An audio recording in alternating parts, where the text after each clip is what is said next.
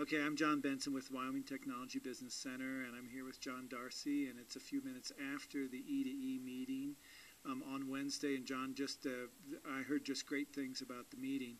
And this video is really targeted the people that weren't able to be with us tonight.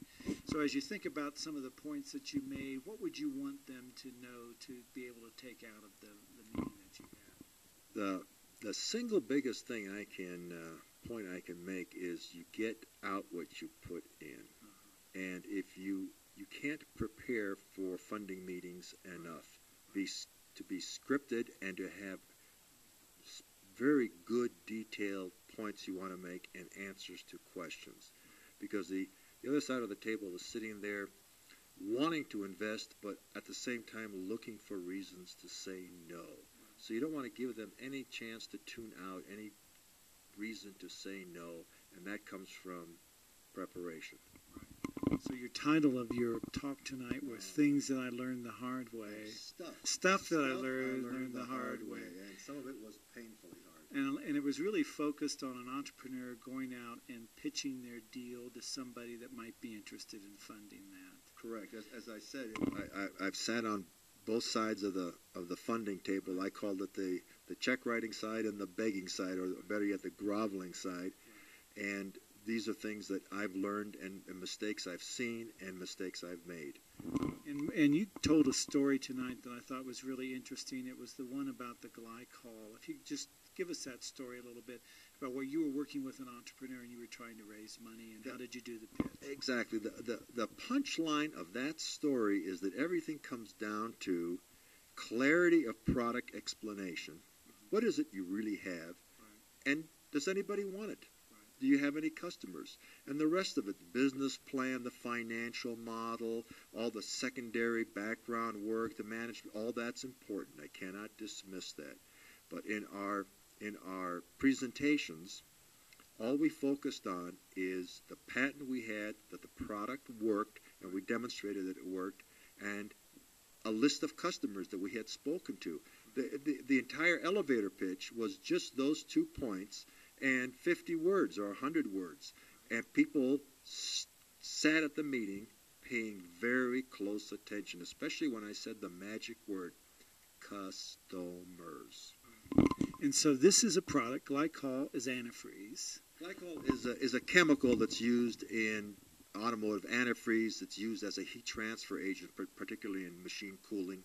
It's also used to de-ice airplanes. It's used to make polyesters and a number of other products too.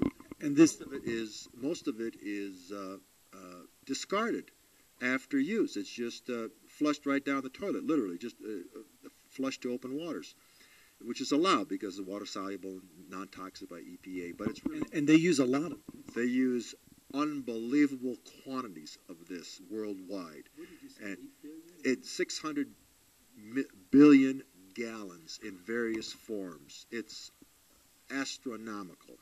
And most of it goes right down the sewer, as I said. And so we found a way to recycle it and get it back to ASTM standards, which is the virgin standard.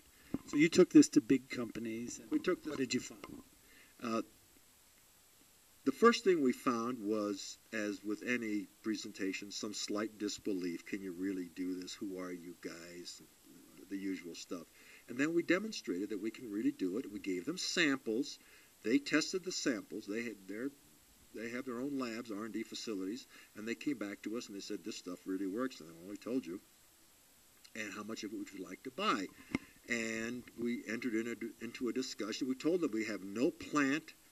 We can't make it yet. We're in a startup mode. But if we had this, would you buy it? Of course, they would buy it, and they told us how much they would buy. And that was the basis of the presentation to the money. And this is a company that you're getting ready to take public right now. We're in the process of taking it public right now. And so the story here is this is after 6 or so years of work. But the story here is when you raised the money. Was this the initial capitalization of the business? Yes. And so when you raised that money, all you talked about was customer and market. that these customers they would buy as much as you could make. Exactly. All we talked about. Which I think is a really interesting By the way, thing to do. Very interesting point. We didn't have a business plan. Really? We had no business plan. That came later. We had an outline of a business plan. We had done the most important aspect of the business plan. We had our financial model. Right. So we knew exactly how this was going to flow over the years. Right. But all the fancy written words, we hadn't done that yet. So you told one more story, John, if we can do it quickly, and it was the guy with the open-headed wrench. That's so painful. And, that is so painful. And this is someone who came to you with this deal and wanted you to be an investor in it. And this was a deal that at the beginning didn't look interesting until you saw the product and how it would work. I didn't know what it was. I heard, a friend of mine told me over the phone, you have to see this new open-ended wrench. And I said, I don't want to see another open-ended wrench. I own a garage full of open-ended wrenches of all different kinds, and it's already been done. No, but when I saw what this guy had, it totally opened my eyes. New technology. And what was that? It was literally an electrified open-ended wrench with micro servo motors embedded in the head that spun the nut, which allowed an open-ended wrench to go over a nut that had a tube in it. And a nut with a tube, think of a fuel line or a brake line. You have hundreds of those in your car. Boeing has thousands of them in their planes, and so forth and so forth. And so it's a real issue on an assembly line, or in a precision assembly like an airplane, to be able to tighten that bolt and torque it to a spec at the same time. This even had a torque meter built into it. Right. And you were amazed by this, and you knew that on an assembly line, this would be an attractive product for people. It would be unbelievable. I knew as soon as I held the product in my hand and worked it, I knew I could sell zillions of these. Zillions. And so he was looking for investment, and when you said, well, what do you want? Yeah, he was looking for investment. When I asked him what he wanted, he had not thought this through at all. At all.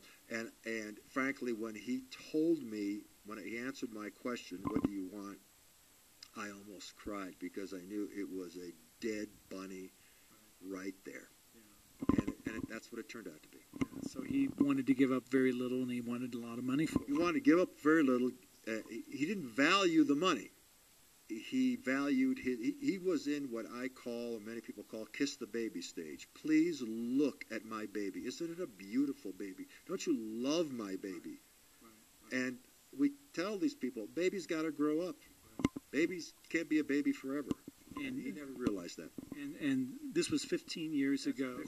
More than 15-year-old story. And this product's never hit the market. Never hit the market. No. It was a dynamite product. Could have made him a lot of money. I told him at the meeting, and the meeting occurred in my home at my kitchen table. I told him I would personally write him a sizable check on the spot if we could cut a deal, because I knew exactly what to do with it. Then we need more money and so forth to really commercialize this. No, I don't want to do this. No, you guys are just trying to steal it from me. And went on and on like that. I knew it was over. So that's a recap of the meeting tonight, and we really appreciate you checking out this video. Thank you.